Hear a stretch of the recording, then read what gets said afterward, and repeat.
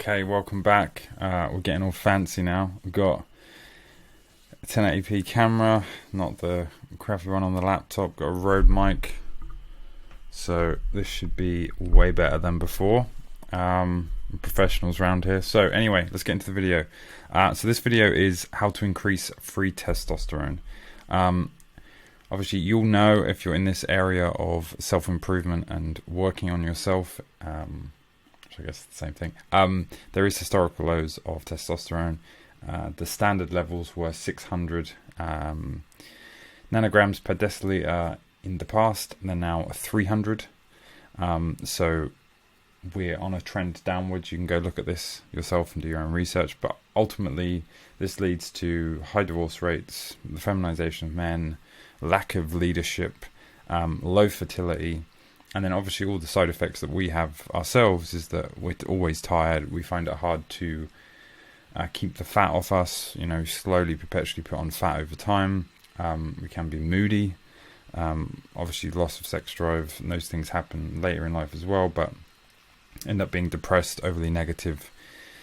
These are typically due to the imbalances of estrogen and testosterone in the body. And ultimately you want to get them as high as possible. In a healthy way, naturally, and then at some point when you're older, when those methods don't work anymore and you need to switch to something more direct, then you can switch to things like TRT. Again, none of this is medical advice, but anyway, so how to increase your testosterone and your free T. First things first, sleep. You need to sleep 8 hours a night, ideally 9. I'm pushing for 9 now. You need to try and get sunlight on your eyes as much as possible and as early as possible in the day. Obviously, that helps with circadian rhythm. You say to me, okay, well, I live in a country that's grey. I don't have sunlight. You still get sunlight. If you can see green, that's photosynthesis. That means you will get the sunlight. So you need to get out there and get sunlight every day. Do not stay inside all day long. Supplementation. You want to be taking vitamin D every day. I take 10,000 IUs a day. You don't need to take this much, but this is what I take. I'm currently measuring my testosterone. I'm doing 3 or 4 tests, and I'm going to see if I can get it up to 800 or 900. It's currently around 580, something like that. I take 80 grams of zinc. I take a little bit more than 1 gram of magnesium, and I take fish oil as well. Now, I split these up. I take them in the morning and at night. So I can keep the dose high, but kind of slowly work it into the body. Next thing, very important, is diet. Eat lots of eggs, the obvious thing because of the cholesterol, but you want to be getting a decent amount of protein, but you want to get an equal split of carbs and fats. You do not want to be going high carb or high fat. High fat is really good for your testosterone, but your free testosterone, it's not good because SHBG goes up when you have a lack of carbs in the body, simply put. And as such, your free T comes down, and that's really bad. So free T is what you have access to. Total testosterone is your total testosterone, but it's not what you all have access to. So you want your free T to be high, and thus you need carbs, but not too many carbs and not enough fat. So drinking clean means avoiding all of these chemicals which have an effect on bodily function and, most importantly, testosterone. So all of these... A lot of the artificial sweeteners are not good for you. Aspartame and stevia are probably the most safe, but ultimately you don't want to be drinking those either. Coffee is okay, but not too much, because that increases cortisol, which then reduces the amount of testosterone. So all these things really matter. So ultimately, just drink a ton of water. If you don't like water, drink sparkling water. You can have soft drinks, but keep them as 0 sugar, 0 calorie ones, and try to drink very little of them. Avoid all the energy drinks. They have a bunch of other stuff in them that cause issues. Again, you want to just go for the raw source all the time, and the same thing goes for your food. With the foods that you're eating, you want it to be whole. When I say whole, I mean there is no other ingredients in it. If you buy a carrot, it's just a carrot. If you buy some steak, it's just steak.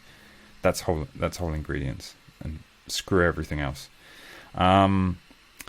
Okay, you need to lift heavy. You need to lift very heavy. Why does this matter? Well, It creates a stimulus in the body, specifically deadlifts and squats people talk about. I don't do as many squats because I find they cause me injuries, but I still do them. I just don't do them regularly. And deadlifts have a huge effect on me, and they will increase your testosterone as well. So lifting heavy.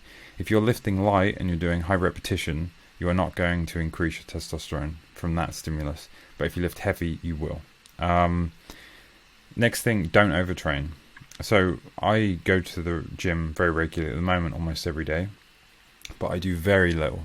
I'm talking one set of a specific exercise. I'm doing progressive overload and some abs, and I'm leaving.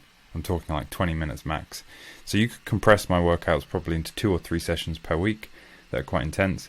For me, this works best for my body right now, but you don't need to be training a lot. When I say don't overtrain, I mean don't be going in the gym 5 or 6 times a week doing hour sessions. This is overtraining, and all you're going to do is you're just going to increase cortisol, which means your testosterone is going to come down.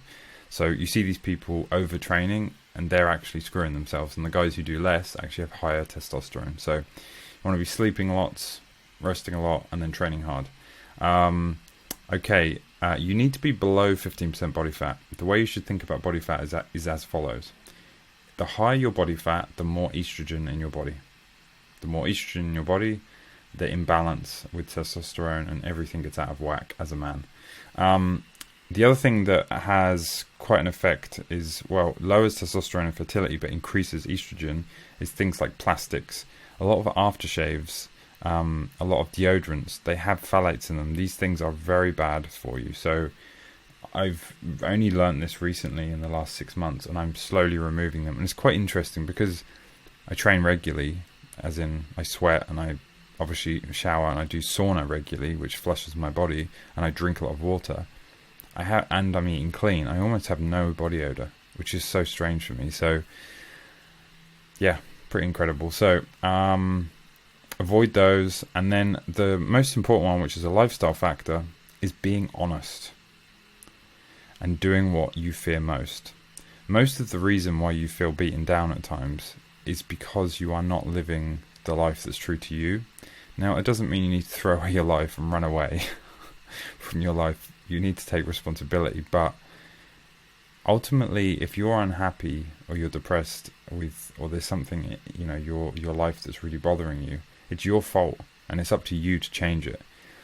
And I can tell you, because I've seen it on a graph, I've seen my testosterone trending down. And the moment I made a big change in my life, my testosterone went up by it almost doubled. I think it was around 80% increase. There is some signal within us, whether it's evolutionary or not, I don't know, but it probably is evolutionary, that says, right, that was good. That's good for us. You've got the signal, and your testosterone goes up. And I know they've tested this in animals, and I think it's true for us. So again, be honest, be true to yourself, and do what you fear most.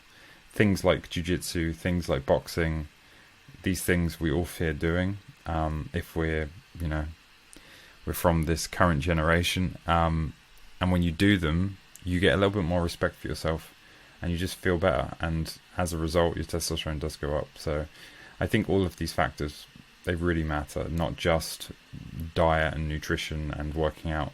Really living a life that's true to you, the way of the superior man. Okay, and then the final thing is you need to test it. So what gets measured gets improved. So do a test. In the UK, I use Thriva. Their default testosterone test is not useful because it's total T. You need a full panel. So make sure when you pick the options, if you're using Thriva, to pick the full panel, and then you'll see a full breakdown, and you'll be able to see the free T, and you'll be able to really decide, really kind of see what is actually accessible to you. And then over time, on a graph, hopefully seeing that go up. So I've got my baseline now. I think it was 586. So let's see if I can get 586 to go up. So you need to track it a minimum of every 12 weeks. I'm going to be doing it monthly. So anyway, that's it for now. Videos now, hopefully more professional, sharper resolution, nice mic. and no pish posh, no messing around. So I'll see you on the next video.